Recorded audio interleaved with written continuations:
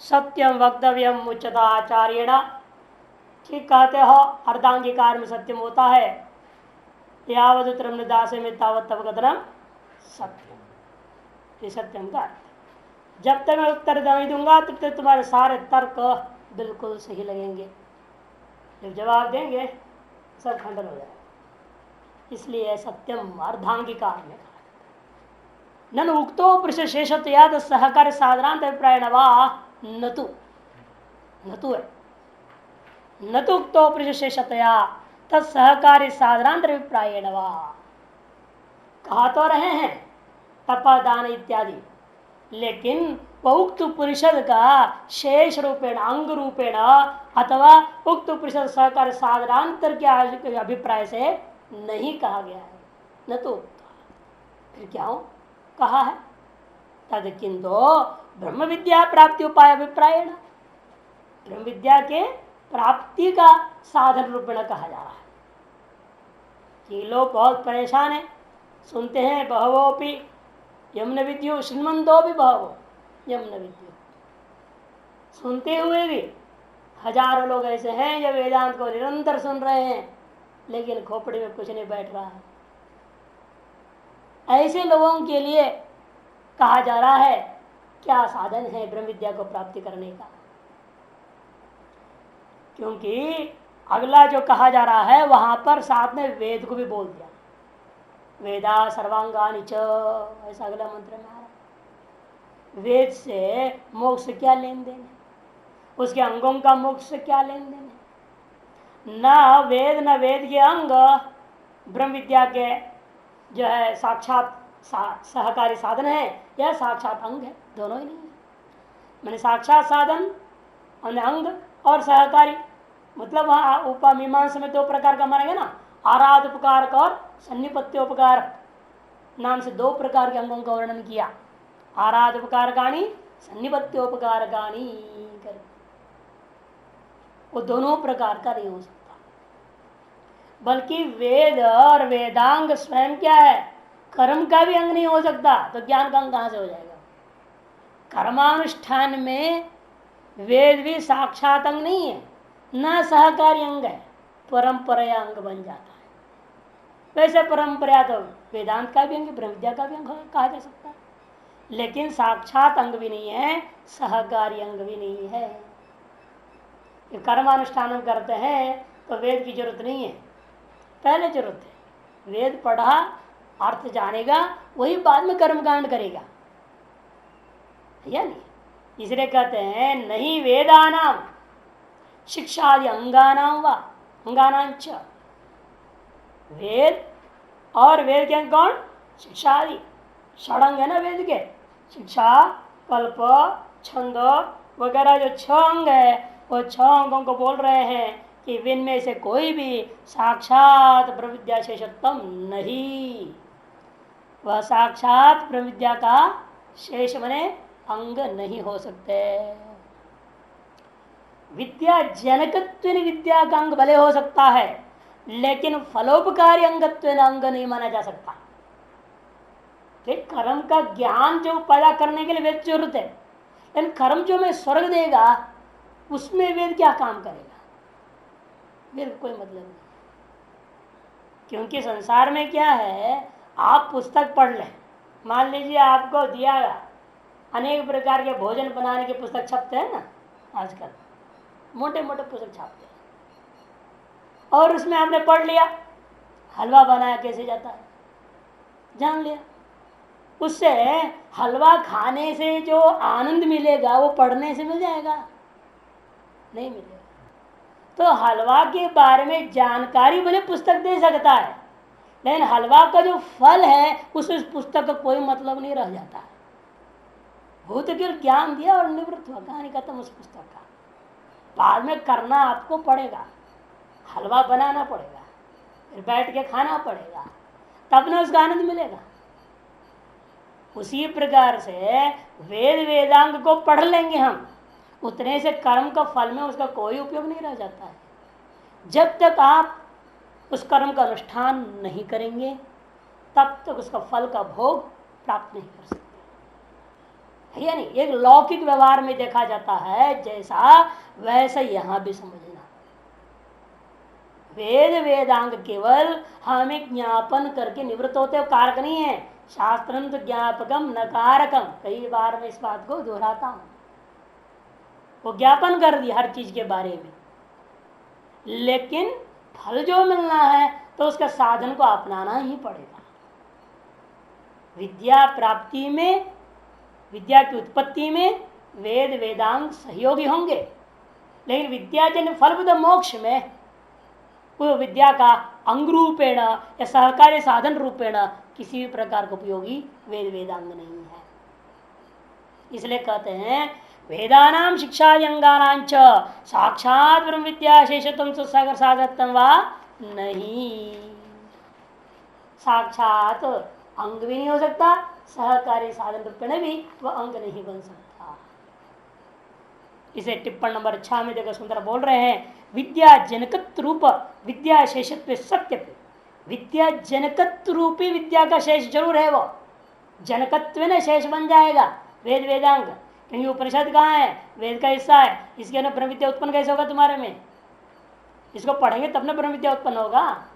इसे ब्रह्म विद्या की जनकत्व न वेद वेदांग को भले हम अंग मान लेंगे, किंतु फलोपकारी अंगत्व निषेधती।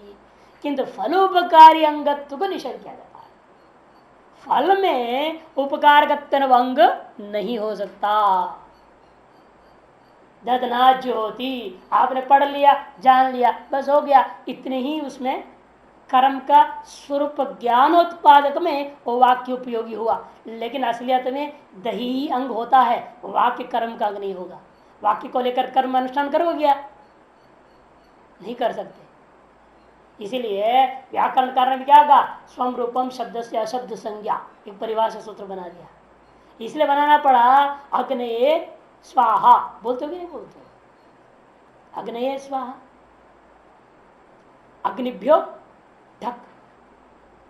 ढक प्रत्यय करना है, किसे करना है ढक प्रत्यय?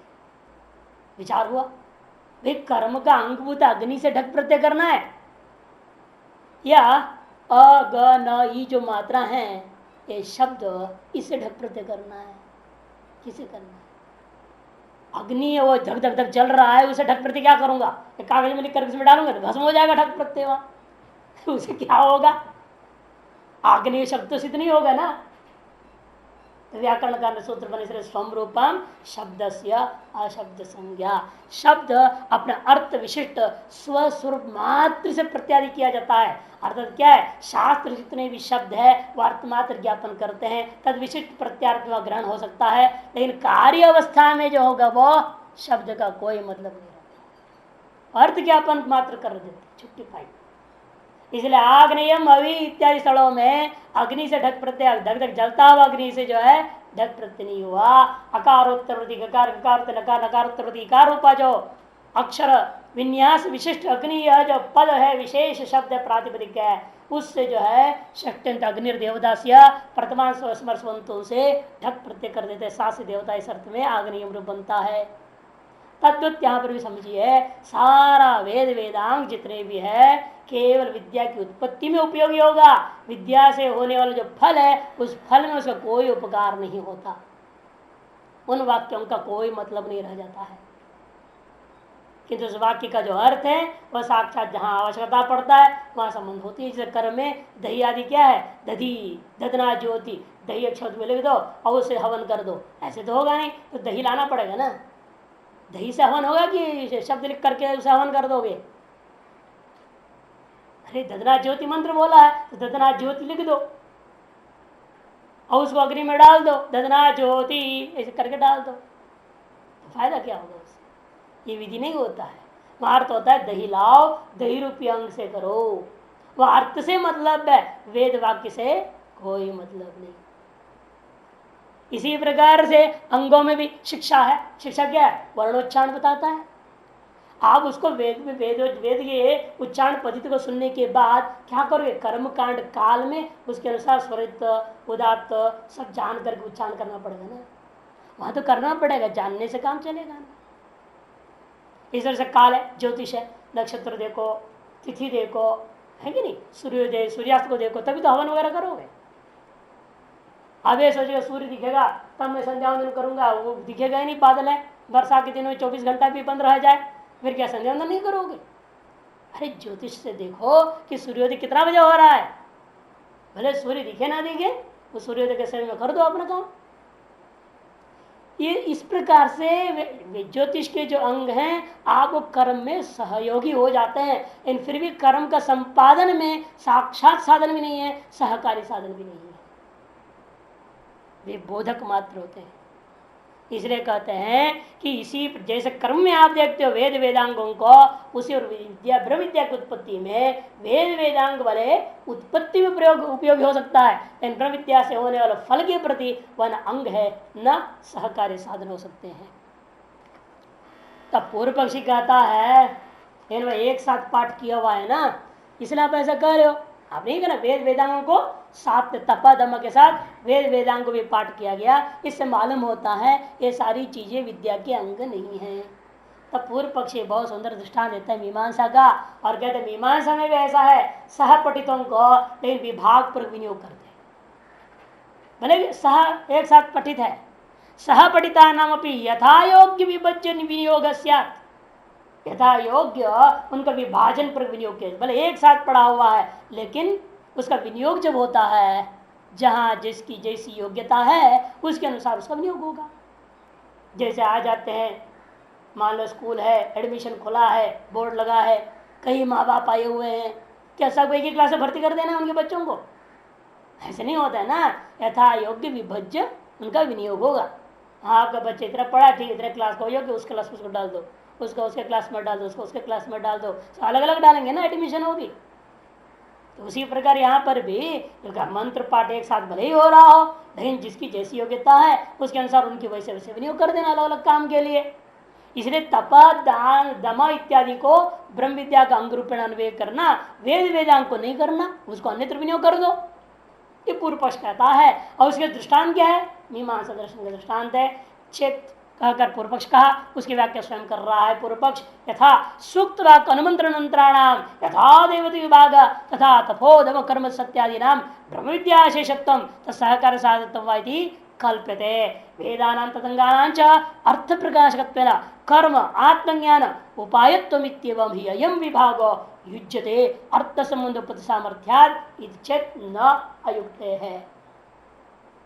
पूर्व पक्षी समझा रहा है जैसे मीमांसा दर्शन में सूक्त वाक् और अनुमंत्रण मंत्र होते हैं। सूक्त वाक् और मंत्र मंत्र क्या है? देखो नीचे आनंदगिरी में दे रहे मंत्रों को। अग्निरिदम हविरजु शता वविवृद महोज्जायो कृद अग्निशोमाविदम हविर अजुषोताम अजुषेताम अविवृधेताम महोज्जायोक्राताम। अग्निरिदम हविर अजुषता विवृधत महोज्जायो कृद अग्निशोमाविदम हविर अजुषेताम अविवृधेताम महोज्जायोक्राताम। ये सूक्त वाक्य मंत्र। पहला मंत्र में देखो अग्नि एक ही देवता आ रहा है, दूसरे मंत्र में अग्नि और सोम दो देवता है। और ऐसा दर्श पूर्णमास के आग्नेयम अवि अष्टाकपाल निरूपित अमावस्या पौर्णमासी चक्षुतो भवति ये कहता है, और अग्निशोम ये पूर्णमासी में आ रहा है। तो इसलिए दर्श पूर्णमास की देवता है ये, और एक मंत्र में एक ही देवता है और दूसरे मंत्र में दो देवता है।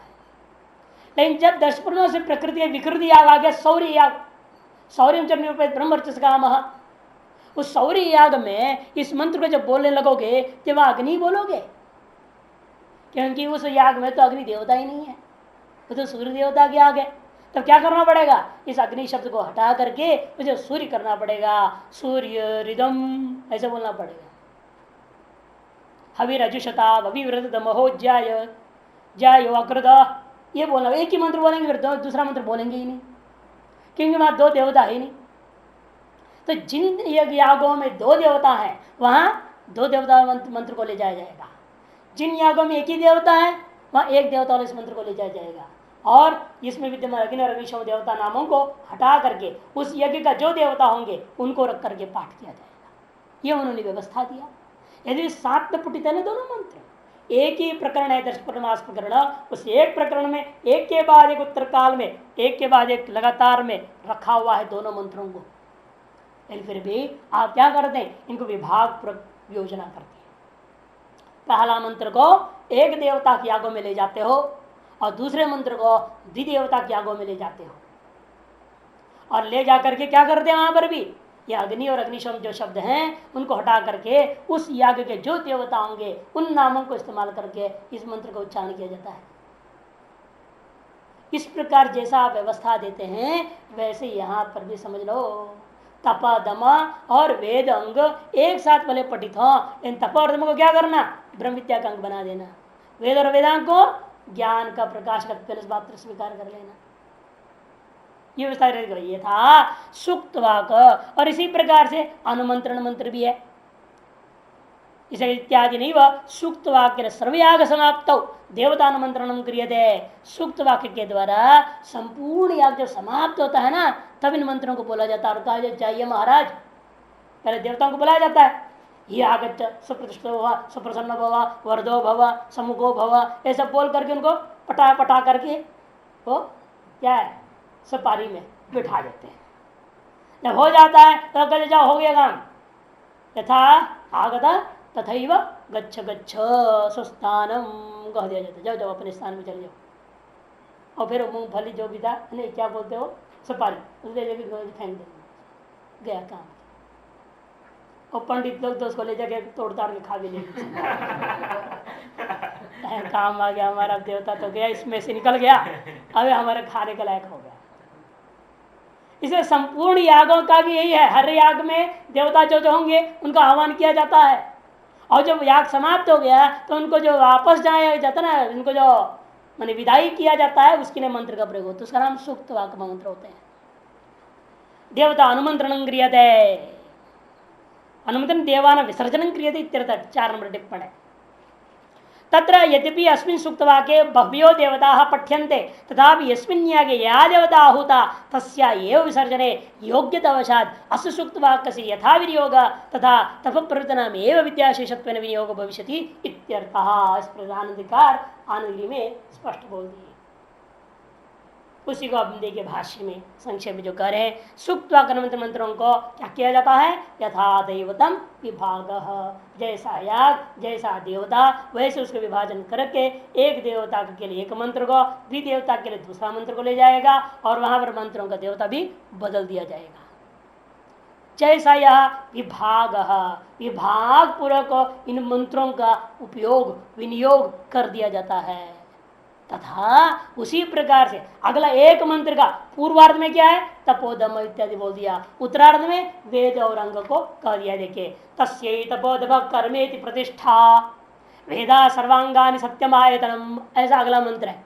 उस मंत्र में देखिए पूर्वार्ध में क्या है, तपोदम कर्मेति प्रतिष्ठा है ना, और वेदा सर्वांगानि सत्यमायतनम कह दिया। और इनमें से कहता है वो पूर्वार्ध में कहा तपोदम को ब्रह्म विद्या का अंग बना दो, और बाकी को क्या करना, कहते हैं बाकी क्या रह गए, वेदानाम तदंगानांच अर्थ प्रकाशत्व, वही बात को स्वीकार करता है। वेद वेदांग क्या है, केवल अर्थ प्रकाशन करना उनका काम है, बाकी करना तो बाद में अपना आदमी को खुद को करना पड़ता है, तभी उसका फल मिलेगा हमें।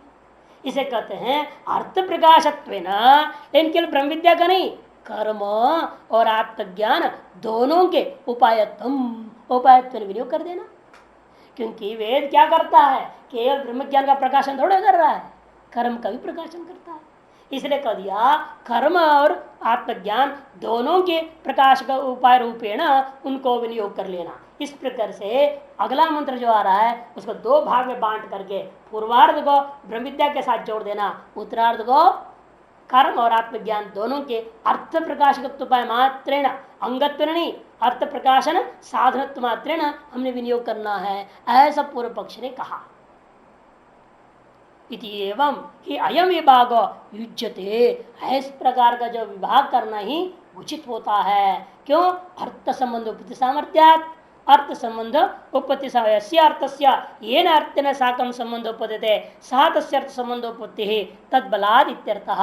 2 नंबर टिप्पणी स्पष्ट कर रहे हैं शब्द को, कहते जिस अर्थ का जिस अर्थ के साथ में संबंध की उपपत्ति युक्तता सिद्ध होता है तो क्या करना पड़ता है, उस अर्थ को उस पदार्थ के साथ में ही संबंध जोड़ करके तद अर्थ बल अर्थकृत बल जो सामर्थ्य है उसके आधार पर यह व्यवस्था दिया जाता है। ये नियम है, सामान्य नियम है।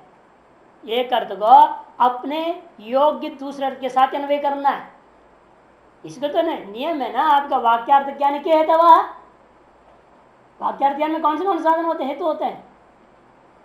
आकांक्षा योग्यता सन्निधि तात्पर्य। आकांक्षा योग्यता सन्निधि।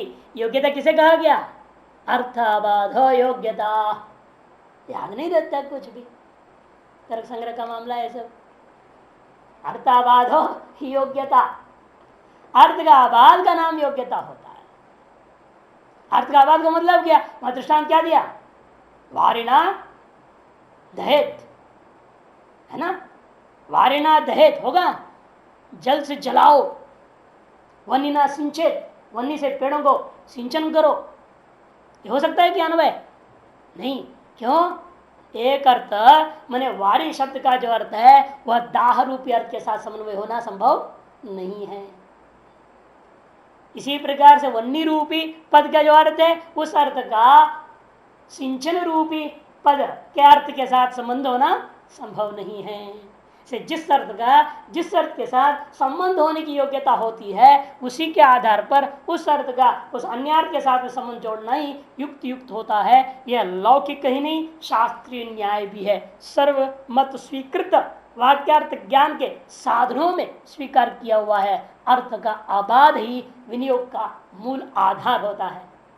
इसलिए पूर्व पक्ष का कहना है यह अर्थ का जो वेद और वेदांग रूपी शब्दों का अर्थ, तप और दम रूपी शब्दों का अर्थ का विनियोग का सामर्थ्य को देखते हुए एक को हम ब्रह्म विद्या का अंग बना देंगे, दूसरे को कर्म और ज्ञान का प्रकाशकत्व सामान्य साधन रूप में स्वीकार करेंगे। ऐसा जब पूर्व पक्ष कहता है सिद्धांत न, ये नहीं हो सकता। क्यों? अयुक्ते है। जो युक्ति आप दे रहे हो युक्ति ही नहीं है, युक्ति आभास है। वो जो युक्ति आप दे रहे हैं वह युक्ति आभास है। कहते कैसे बात कर रहे हो आप?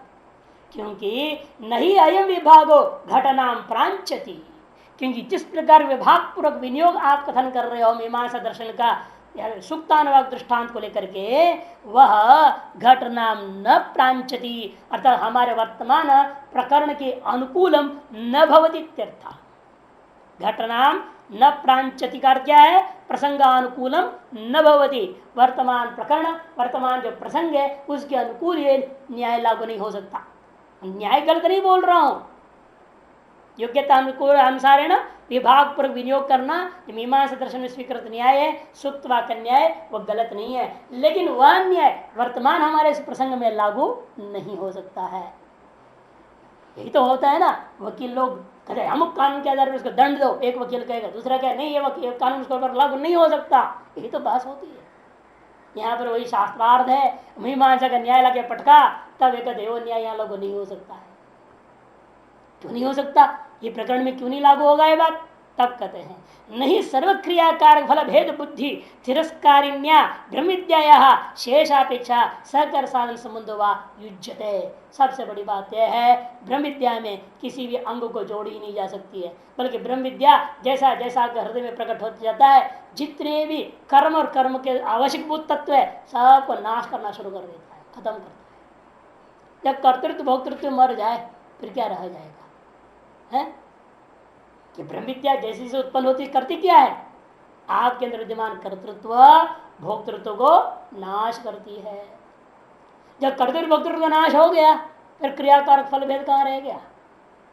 जब क्रियाकारक फल भेद ही नहीं रह जाए फिर अंगांगी भाव समाप्त हो गया। फलाकांक्षा को लेकर के ही क्रियाकारक भेद में अंगांगी भाव की व्यवस्था दी जाती है ना। जब वही नहीं रह गया तो अंगांगी भाव कहां से होना है? इसलिए ब्रह्म विद्या का स्वरूप क्या है? देखिए सर्वक्रियाकार फल भेद बुद्धि तिरस्कारिण्या विनाशिन्या इत्यर्थ। संपूर्ण जो क्रियाकार फल भेद बुद्धि को नाश करने वाली है ब्रह्म विद्या। ऐसी ब्रह्म विद्या किसी चीज को अपने अंग रूपेण अपेक्षा नहीं करती है, न कोई सहकारी साधन की अपेक्षा करती है। वह अपने आप पे इतना समर्थ है, समस्त क्रियाकार फल भेद को नष्ट कर देने वाली चीज है वो। अतएव जो क्रिया कर फल भेद को नष्ट करे वह की अपेक्षा कहां से करेगा? नहीं कर सकता। अतः कहते हैं शेषापेक्षा सहकारी सान संबंधो वा नहीं युज्यते। सर्व विषय व्यावृत प्रत्येगात विषय निष्ठत्वाच्च ब्रह्मविद्या तत्फल से निश्रेयस्य। क्योंकि ब्रह्मविद्या और ब्रह्मविद्या का फलभूत जो निश्रेयस जो मोक्ष है, ये दोनों कैसे हैं? कहते हैं सर्व विषय व्यावृत प्रत्यगात्म विषय निष्ठत्वाच्च, सकल विषयों को हटा करके आपका अपना जो जीवात्म भाव प्रत्यगात्म भाव है वो तद विषय निष्ठ ही हुआ करता है। इसीलिए इसको किसी की अपेक्षा ही नहीं। अंग कहाँ जरूरत पड़ते हैं? जब स्वाभिन्न किसी चीज की अपेक्षा हो जाए, प्राप्ति की इच्छा हो जाए, उसका संपादन करने के लिए अनेक अंगों की जरूरत पड़ती है। जैसे पूर्व दृष्टांत है, वही हलवा बनाना है तो आपको अनेक सहकारी साधन और अंगों की भी अपेक्षा है। हलवा के अंग क्या क्या है और सहकारी साधन कौन से हैं जानते हैं ना? बनाए तो खूब, खाए हैं खूब। तो हलवा के जो अंग है जो क्या है वो सूजी, चीनी, पानी, ये तीन तो मिनिमम चाहिए। बाकी काजू किशमिश बादाम फदाम जो इतना माल टाल मिल जाए उतना भला है ना। नहीं मिले तो कोई बात नहीं, ऑर्डनरी सूजी का हलवा बना दिया जाएगा। जैसे काजू किशमिश कुछ है सिंपल, कम से कम तीन तो चाहिए ना। सूजी चीनी पानी के बिना हलवा क्या? ये तीन तो अंग हो गए। और सहकारी साधन, बर्तन चाहिए, भूनने के लिए पलटा चाहिए, नहीं चूल्हा चाहिए, ये सब सहकारी साधन है। और अनुकूल वायु चाहिए, नहीं तो आपके आगे पूछते रहे ऐसा वायु चलते रहे तो फायदा क्या होगा? हलवा कैसे बनेगा? तो सहकारी साधन में ये सब आ जाते हैं। तो आपसे भिन्न है हलवा नाम का चीज, और उसे बनाने के लिए इसलिए आपको अंग की भी जरूरत है, सहकारी साधन की भी जरूरत पड़ती है। यानी आपको अपने आप को जानने के लिए किस अंग की जरूरत है, किस सहकारी साधन की जरूरत है? मैं ब्रह्म हूं, आप अपने आप को ब्रह्म करके जानना चाह रहे हैं और जानने के प्रयास कर रहे हैं। इसमें क्या करना पड़ता है? आवृत चक्षुर, बल्कि जितने भी अंग है तुम्हारे पास साधन वो सब बंद करो बोल दिया, सब में ताला लगाओ, बैठ जाओ चुपचाप, है ना। आवृत चक्षु कश्चित धीर अमृतत्व इच्छन, एक सर्वेन्द्रियाणि संयम्य, है ना गीता में भी, सारे इंद्रियों को संयमन कर दो, कूर्मंगानी व। तो यहाँ तो जितने प्राप्त अंगांगी भाव है, सहकारी साधन है, इन सबको बल की ताला लगाने को लगा दिया, बंद कर दो, जरूरत ही नहीं। क्योंकि यह जो हम ब्रह्मा सिर्फ ब्रह्म विद्या तो तुम सिर्फ ब्रह्म विद्या आपके अंदर विद्यमान समस्त क्रिया कारक फल भेद को नष्ट करने वाली है। और क्या करती है? आपको अपने स्वरूप प्रत्येगात्म विषय में प्रतिष्ठित करने वाली। इसलिए इसमें न कोई अंग की अपेक्षा है न कोई सहकारी साधन। कहा भी है महाभारत में, मोक्षम इच्छन सदा कर्म त्यजे देव ससाधनम त्यजतैवैतज्जेयं त्यक्तो प्रत्यक् परम पदम। मोक्षमिच्छन् सदा ससाधनं कर्म त्यजे देव। मोक्ष को चाहते हुए एक मुमुक्षु जो जिसके अंतःकरण शुद्ध हो चुका है, उस मोक्ष की बात कर रहे हैं। हाँ, जिसके अंतःकरण किंचित मलिनता है उसको नहीं, उसको तो कर्म करो, बार बार गीता में कहते कर्म करो।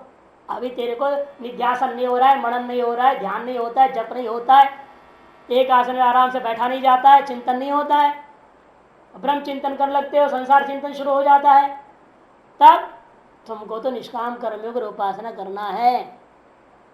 ये तो उसकी बात है जिसके अंतःकरण शुद्ध हो चुका है, जो असली अर्जुन है। नकली अर्जुन का काम नहीं है। नकली अर्जुन के लिए बार बार भगवान ने क्या कहा? कर्म करो, और कराए, लड़वाए उसे 18 दिन भयंकर युद्ध, लाखों को मरवा दिए, करवाए निष्काम कर्म। क्योंकि वह नकली अर्जुन था, अशुद्ध अंतःकरण नहीं था, अशुद्ध अंतःकरण वाला है। अतः भगवान ने जन्म उसको क्षत्रिय कुल में दिया जो सन्यास के अधिकारी ही नहीं है। क्षत्रिय वैश्य शूद्र को सन्यास का कोई अधिकार नहीं। इसे जन्म जैसा दिया इसे समझ लेना चाहिए हम कितने औकात वाले हैं और हमें आगे क्या करना है इस जन्म में, शेष समझ लेना चाहिए आदमी। जिस घर में जन्म मिला है उसे अनुमान कर लो हम कितने पानी में हैं वास्तव में इस अध्यात्म मार्ग में। यदि वास्तव में हम ब्रह्म ज्ञान के साक्षात अधिकारी होते, उत्कृष्ट मोक्ष होते, श्रेष्ठ ब्राह्मण कुल में भगवान ने जो कहा ना, योगी नाम श्रीमदाम इत्यादि, शुचि नाम श्रीमदाम गे है, ऐसे घरों में हम योग भ्रष्ट होते तो हमें जन्म दे दिए होते। ऐसा अनुमान कर लेना चाहिए ना आपको। यह अर्जुन को अनुमान नहीं हुआ, इसलिए वो अर्जुन अर्जुन नहीं है, नकली था। नाम अर्जुन था, शुद्ध अंतकरण नहीं था, इसलिए उसको कर्माधिकार बताया। और ये जो कह रहे हैं ससाधन कर्म सदा त्यजे देव, ये उसके लिए है जो योग भ्रष्ट होकर के श्रेष्ठ शुद्ध ब्राह्मण कुल में जन्म लेकर संन्यास का अधिकारी हो रखा है। उस मोक्ष रूपा साधक के लिए कहा जा रहा है, मोक्ष को चाहते हुए तुम्हें साधन सहित संपूर्ण कर्मों को त्याग देना चाहिए। त्यजता एव ही तज्ञेयम्, त्यजता एव ही, त्याग से ही त्यागी को अपने प्रत्यगात रूपेण त्यक्त प्रत्येक परम पदम तत्पदम ज्ञेयम, प्रत्येक तत्व है, परम पद है, ऐसे उस तत्व को जानने योग्य माना जाता है। त्यजता एव ही त्यक्तो प्रत्येक परम पदम तत् ज्ञेयम, ऐसा अन्वय कर लें, तत्परम पदम ज्ञेयम। तद होने से यद चाहिए ना, यद प्रत्येक तत्व, जो प्रत्येक तत्व है वही परम पद है, वह ज्ञेय हो जाता है। ऐसे यद का प्रत्येक के साथ जोड़ते हुए अध्ययन कर लेना। त्यजतैव ही त्यक्तु, त्याग करते ही, त्याग दे, इतने उतने से, त्याग से ही त्यागी को त्यक्तु, यद प्रत्येक तत्व, जो उसके अपनी प्रत्येगात्मा है वही परम पदमिति तद्ज्ञेयम भवति, वह ज्ञेय हो जाता है, वह अनुभव का विषय बन जाता है। तस्मात् कर्मणाम सहकारित्व, कर्म शेषापेक्षा वा न ज्ञान से उपपद्यते, इसलिए कर्मणाम सहकारित्व, कर्म ज्ञान का सहकारी कारण नहीं है। न तो कर्म शेषा पक्षवा ज्ञान से, और ज्ञान को कर्म का शेष कहना यह भी संभव नहीं है। कर्म का ज्ञान का सहायक, कर्म को ज्ञान का सहायक नहीं मानना। कर्मणाम ज्ञान से सहकारित्व न उपपद्यते, एक अन्वय। दूसरा अन्वय क्या करना है, ज्ञान से च कर्म शेषापेक्षा न उपपद्यते, और ज्ञान को कर्म का शेष यह भी कहना संभव नहीं। दोनों तरह से नहीं हो सकता। कर्म ज्ञान का शेष नहीं है और ज्ञान कर्म का शेष नहीं है, बल्कि एक दूसरे का विरोधी है। ज्ञान कर्म का नाशक है और कर्म ज्ञान का नाशक है। अज्ञान आवृतम ज्ञानम, भगवान ने कहा ना गीता में। अज्ञान क्या है, कर्म तो है, और है क्या, अज्ञान आवृतम ज्ञान। परस्पर दोनों विरोधी होने से एक दूसरे के अंगांगी भाव की अपेक्षा कदापि किसी प्रकार से नहीं हो सकता। तो असदेव, इसलिए जो आपने मीमांसा का न्याय लगाया था वो बिल्कुल अनुचित ही है। असदेव सूक्त वाक्यानुमंत्रणवद यथायोग विभाग इति, यथायोग विभाग करना, ऐसा जो आपने सूक्त वाक्यानुमंत्रण न्याय सेवक के आधार पर कहा था वह बिल्कुल अनुचित है। तस्मात् अवधारणार्थता एव, अब लौटते हैं, इसलिए दो बार जो आवृत्ति करके बात कही गई थी वह अवधारण करने के लिए था।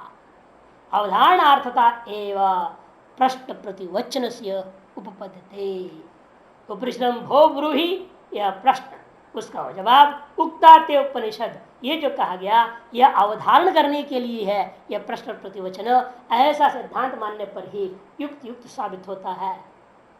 एतावती एव इयम उपनिषद उक्ता अन्य निरपेक्षा अमृतायति, ये निर्धारण क्या है, वह अवधारण क्या है यहाँ कहते, अवधारणा यही है कि एतावती एव इयम उपनिषद, जितना मैं तुमको कहा है उतनी ही है उपनिषद, उससे अधिक लेश मात्र कुछ शेष नहीं। उक्ता अन्य निरपेक्षा, जो कही गई उपनिषद वो अन्य सहकार्य साधन या अंगों की अपेक्षा नहीं रखती है अमृतत्वाय, अमृतत्व मोक्ष की सिद्धि के लिए, मोक्ष की सिद्धि के लिए अन्य किसी शेष सहकारी साधन की अपेक्षा नहीं करती है। तब कहते हैं फिर जब सारी बात कह दिया कि फिर आगे जो कह रहे फिर किसके लिए कह रहे हैं? तपो दाम कर्म ये पैर है, वेद उसके अंग है, सत्य उसका हार्ट है, हृदय है, ये क्यों कह रहे हैं आप? तब कहते कि देखो याम इमाम ब्राह्मी परिषदम तव अग्र ब्रह्म तस्यई, उसी ब्रह्म विद्या की प्राप्ति के लिए जो यह ब्राह्मी उपनिषद तुम्हारे सामने मैंने कह दिया था, वह ब्रह्म उपनिषद जिसे प्राप्त करने की इच्छा हो उसके लिए यह आगे के साधन बताया है। जो वेदांत सुनने के बाद भी जिसको पछता नहीं है वेदांत, जो उनके लिए कहा गया सुनते रहो लेकिन करते रहो साथ में। माम अनुस्मर युद्ध सूच, भगवान क्या कहते, मेरा अनुस्मरण भी करते रहना और लड़ाई भी करते, कर्मयोग उपासना करते हुए वेदांत का श्रवण भी करते रहना। तब धीरे धीरे कर्मयोग और आपके उपासना की वजह से अंतर्गत जैसे जैसे सुनते जो शुद्ध होते जाता है वैसे वैसे सुने हुए पदार्थ सम्यक प्रकार आपका मोह को भंग करते जाता है, आवरण का नाश धीरे धीरे मल निवृत्ति होती जाती है। इसीलिए साथ साथ करना पड़ता है। श्रवण केवल करके सर्वकर्म त्याग करता श्रवण मार्ग करूंगा सोचेगा जो अनधिकारी अशुद्ध अंतःकरण वाला, उसका तो पतन ही होगा, उद्धार नहीं हो सकता। इसे कर्मयोग विशिष्ट उपासना सहित श्रवण यही आम आदमी के लिए विशेष रूपेण कलयुग में अति आवश्यक है। कलयुग में जो पैदा होने वाले अधिकारी तो वैसे ही होंगे ना, नहीं तो इसलिए सत्य में क्यों नहीं पैदा किया आपको, किसी दूसरे ब्रह्मांड में भेज देते जहाँ सत्युग चल रहा होगा। अनंत ब्रह्मांड है ना। एक बार एक महात्मा ने कहा क्या जरूरत है वेदांत वगैरह पढ़ने को, एक कलयुग समाप्त होने के बाद जब सत्युग आएगा हम वहीं से वहां में चले जाएंगे, और जैसे सत्य में पहुंच जाएंगे कलयुग के बाद तुरंत मेरा ध्यान लग जाएगा, समाधि में पहुंच जाऊंगा। सत्य में जो पैदा होता है सब समाधि हो जाता है ना, तो हमारी भी हो जाएगी समाधि। क्या जरूरत थी इस जन्म वो पूरे कलयुग में खाओ पियो बाल भंडारा खो मौज मस्ती करो, ऐसा महात्मा कहता था।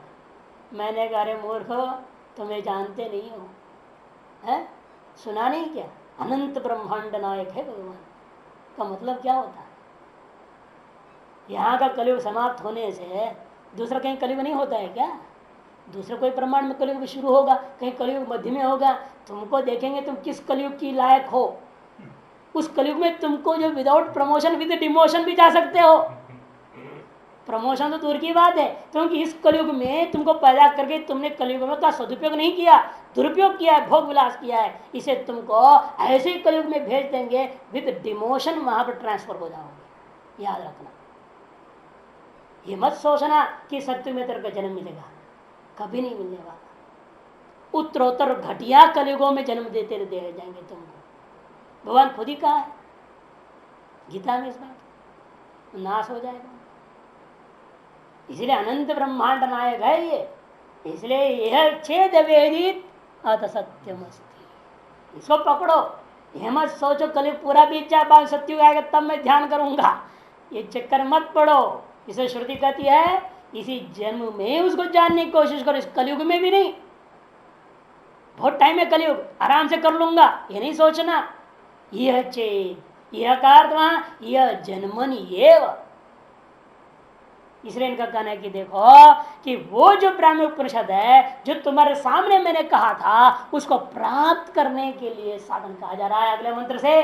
तस्यै तपोदव कर्म इति प्रतिष्ठा वेद सर्वांगाणी सत्यम आयतनमिति। तस्यै तस्यै मैंने ब्रह्म विद्या प्राप्त्यै, ब्रह्म विद्या की प्राप्ति के लिए तपः एक साधन है, दमः दूसरा साधन है, निष्काम कर्म च, कर्म से यहां निष्काम कर्म योग वह भी साधन है। इति प्रतिष्ठा, ये ब्रह्म विद्या प्राप्ति करने के लिए जाना पड़ेगा। ब्रह्म विद्या कहीं बैठी हुई है वहां जाना है तो क्या होगा, पैर तो चाहिए ना आपको जाने के लिए, पैर क्यों ना कैसे जाओगे, पैर चाहिए। इसलिए मान लो ब्रह्म विद्या रूपी बद्रीनाथ में है, वहां जाना है तो पैदल जाना पड़ेगा ना, पैदल जाने के लिए पैर चाहिए। वो पैर क्या है, तप दम कर्म इति प्रतिष्ठा।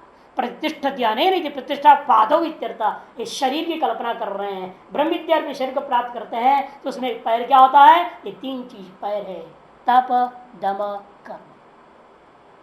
और इसका हार्ट क्या है जिसमें टिका हुआ है? सत्यम आयतनम। और शेष अंग हाथ है, छाती है, पेट है, खोपड़ा है, ये सब कहते वेदा सर्वांगानी। वेद बाकी सब अंग है, ये खोपड़ी दो हाथ ये सब क्या है? वेद है सब। लेकिन मुख्य क्या है? सबसे प्रमुख तो हार्ट है ना। हार्ट ना हो तो बॉडी से क्या मतलब रह जाता है? पैर रहे, हाथ रहे, खोपड़ा रहे, क्या फायदा? हार्ट ही ना रहे तो हार्ट अटैक हो जाए तो वो शरीर से क्या मतलब है? मुर्दे से। उसी प्रकार से बिना सत्य का तप दम कर्म वेद सब निरर्थक हो जाता है। मुमुक्षु का सबसे कठिन तपस्या है सत्य बोलना, कि सत्य ही हार्ट। सत्य छोड़ दिया आपने, मन हार्ट छूट गया, मन हार्ट अटैक हो गया तो साधना सारा मर गया, खत्म। ये सारा साधन रूपी शरीर मर जाएगा। और लोग आने यार झूठ बोलते, झूठ बोलने की सिद्धि है लोगों के पास कलयुग में, तो क्या करें? झटी थी झूठ बोल देते हैं। सत्य बोलने के लिए सोचते हैं, सोच के समझ के पूरा प्लानिंग करके क्या बोलूं क्या ना बोलूं, कैसा बोलूं, क्या शब्द बोलना है, सारा खोपड़ी में पूरा पहले रिहर्सल करके आते हैं। और झूठ बोलने के लिए रिहर्सल नहीं होता, खटक खट निकलते रहता है। बड़ी विचित्र दुनिया है। इसीलिए आज इसके युग में सब महात्मा भी वेदांत से दूर है, कि झूठ बोलते हैं बहुत ज्यादा। फोटो खींच देते हैं वहां बर्फ में, गधे वहां 6 महीना तपस्या किए, गए ही नहीं। आजकल तो कंप्यूटर में फोटो बना देते हैं बर्फ के साथ, उसके सामने कुर्सी लगा दी या पत्थर दिखा दिया और सारे कंप्यूटर सेटिंग का। आजकल तो बड़ा कलाकारिता है ना, कंप्यूटर से बना लेते हैं फोटो। कहा वो हिमालय में बर्फों में रहा, एक गुफा भी बना देंगे झूठे, सारा सेटिंग कंप्यूटर से बना लेते हैं। और फोटो अपने बिठा दिया उसके सामने और कहा देखो हम वहाँ गुफा के सामने बैठे तपस्या करते। जब बर्फ गिरता था गुफा के अंदर चला जाता था। ऐसे ऐसे झूठ कहानी बोल करके फोटो दिखा करके सिद्ध बन जाती है, झूठी सिद्धि। ऐसे कईयों को हमने देखा है, बनाया। बड़ा जठाधारी महात्मा के साथ फोटो खिंचा लिया, कह देखो ये 400 साल पुराने महात्मा है, हमको हिमालय में मिले, यही भीख मांगते घूमते रहते गधे हिमालय में मिले वो। ऐसे झूठे झूठे कहानी बना के जो है दुनिया को ठगते हैं लोग, हद कर। तो कहाँ वेदांत पहुंचना है जब का सत्य ही नहीं है जिसके अंदर, उसे वेदांत कहाँ टिके? सत्यम आयतनमिति,